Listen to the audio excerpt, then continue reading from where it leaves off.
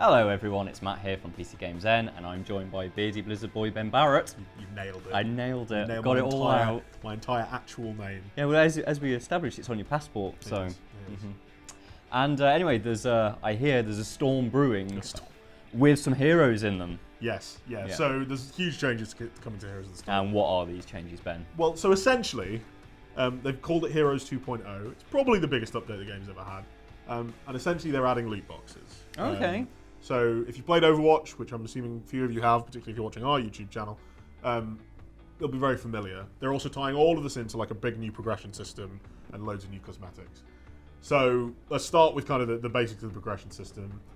Account and hero levels are now uncapped. Previously, you could get your hero to level 20, and you could get your account to level 40. That is now just not the case. Okay. Account level is now all of your hero levels added up, and your hero levels scale infinitely. Right. They've also rescaled all the XP that's involved in all of that, so it no longer takes ages and ages to go from like level 5 to level 6. It takes a little longer to go from like 5 to 6 than it does from 1 to 2. But then once you get up to about, I think they said it was level 12. Right. It's just consistent, and it's also way lower than it ever was before. So that's very similar to how Overwatch its leveling system. Yeah, works, exactly. doesn't it? Yeah. In fact, so Overwatch they eventually just equaled it out completely. This has still got that small ramp up at the start, but it doesn't have the prestiging thing, which is what Overwatch was having a problem with.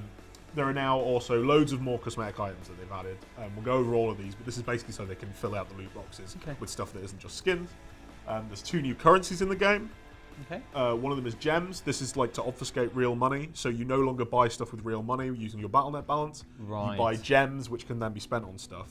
There are some good reasons, some bad reasons for this. Like, it's a thing that free-to-play games should do because it helps to make players not realize how much money they're spending, which is obviously very scummy.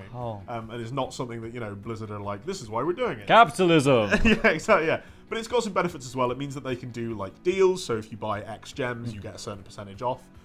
They also means that they can actually give out these gems, and they do. Once you hit level 5, you get 1,000 gems, just, as a kind of, here's what gems are thing. Okay. And, that is also there so that you go, oh, gems are useful, I should buy some of those. But it does mean that they can actually do that, whereas before they couldn't reward you Battle.net balance, because A, you could go spend it in another game, and B, it probably has all sorts of legal implications in some of the territories that they operate. I guess part of that is to keep you within heroes as well, isn't it? It's like Yeah, exactly. encouraging you to play what could arguably sort of like be maybe their least popular. Yeah, it's certainly moment. one of their least popular ones, yeah. And then the other currency is shards. This is essentially Hearthstone dust. This is what you get if you get 2 items of the same. Right. You get duplicates. You get this instead. So very similar to Overwatch credits as well. Exactly what the transfer rate is, they haven't finalised yet. But presumably it'll be similar to one of those 2 games. You'll need to open a couple of duplicates to be able to get whichever one that you want.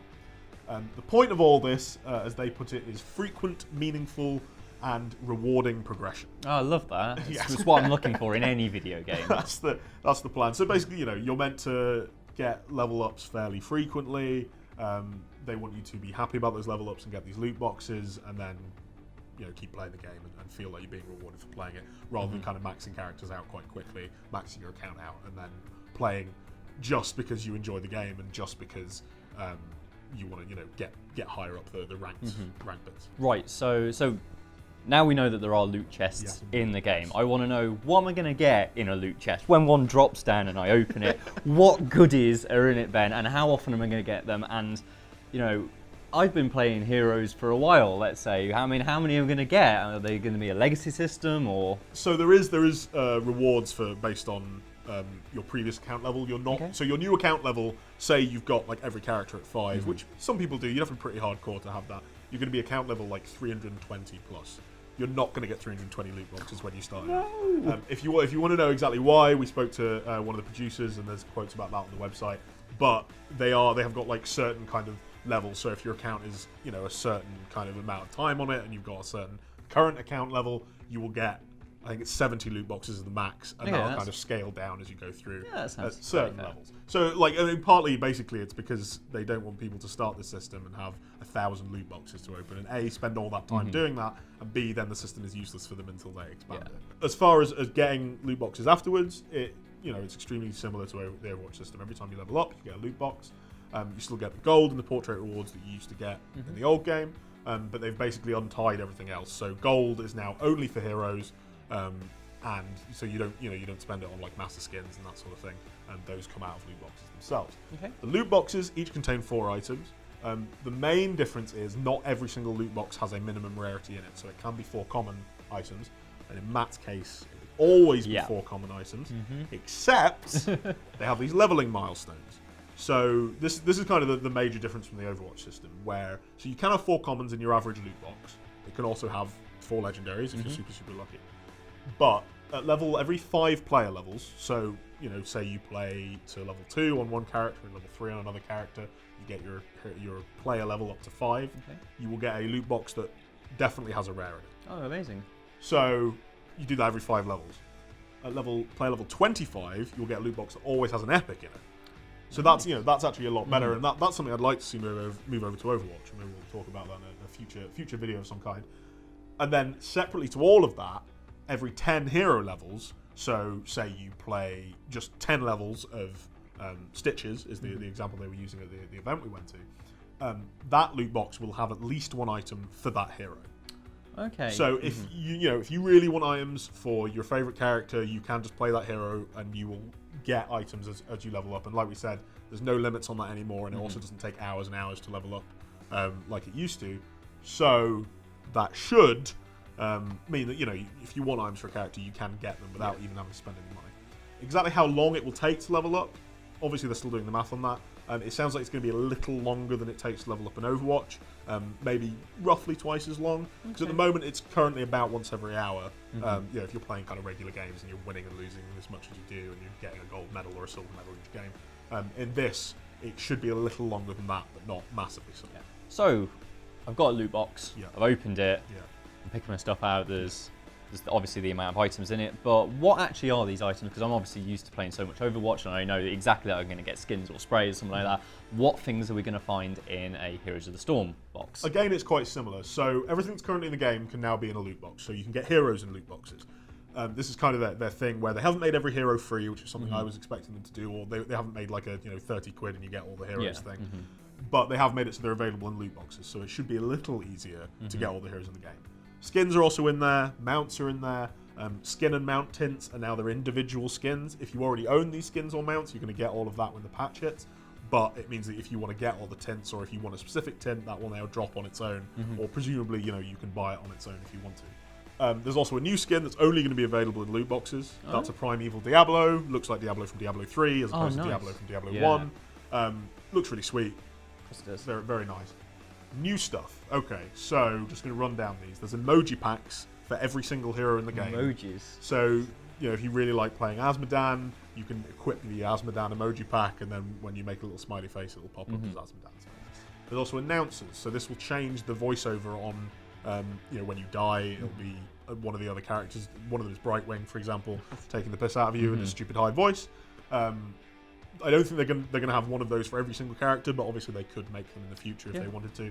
Quite a lot of work goes into those. There's also voice lines and sprays. These are new. They've been added. They're exactly the same as Overwatch. The sprays fade after like a couple of seconds, rather than sticking about for too long, just because they cover up quite a large amount of the map.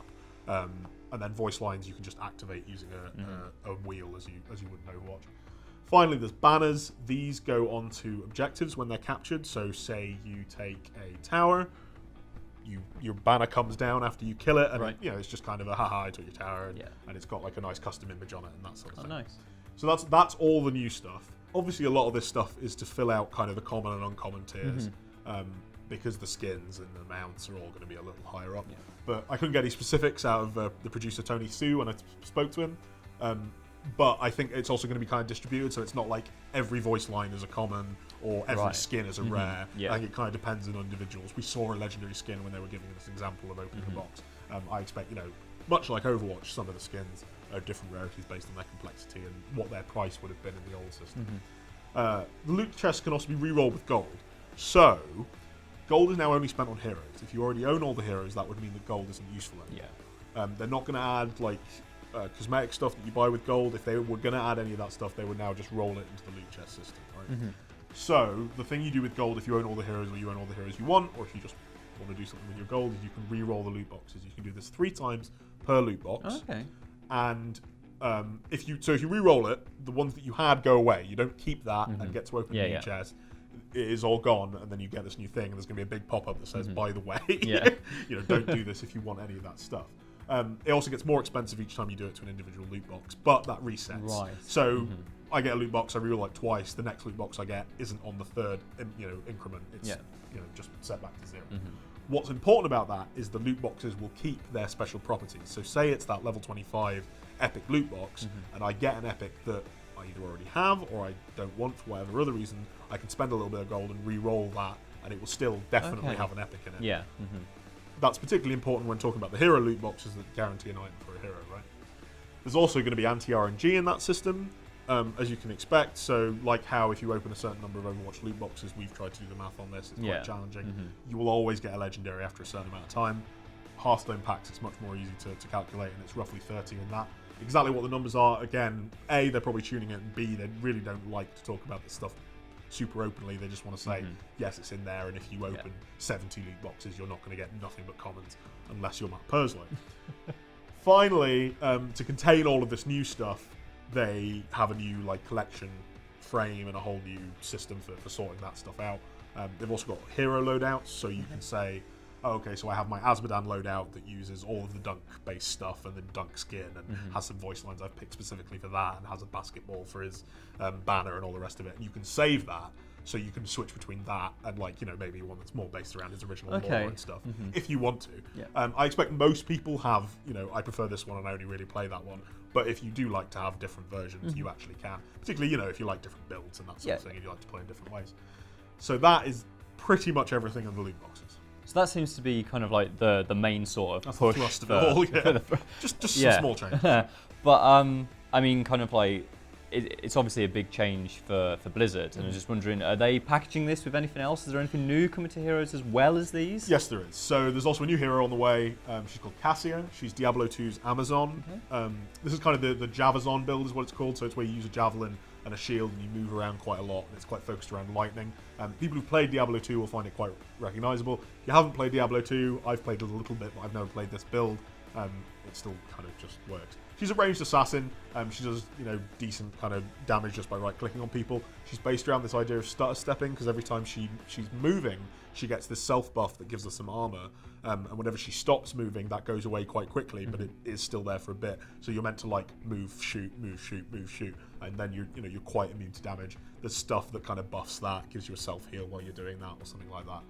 She's also based around blinds. She does extra damage to targets that are blinded. She can blind characters herself, and then also, she doesn't have to blind them with her blind to do it. They just have to have got it from somewhere. So if there are other characters that have those skills, you can really stack with those. I think she's going to do really mad damage with a coordinated team. One of her abilities, she does this AoE that people can move out of, and it slows them a little bit, but it does absolutely insane damage over a period. She charges up and hits them loads of times with a spear. If you can lock people in that, she doesn't have a stun herself, but if your team or whatever can lock people in that can really wreck a team, for example.